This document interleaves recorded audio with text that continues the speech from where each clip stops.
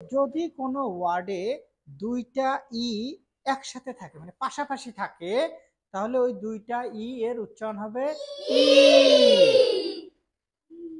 দুইটা ই কোনো ওয়ার্ডে যদি পাশাপাশি থাকে তাহলে ওই দুইটা ই মিলে উচ্চারণ কি হবে E. For an example B double E, S double E, K N double E, খিনি নয় নি, T H R double E, double U double E K, S double E N, G R double E N,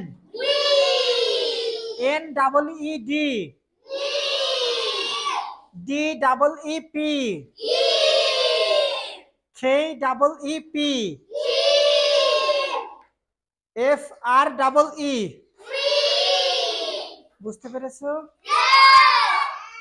Bilingual Learning Center, BLC, Bogura.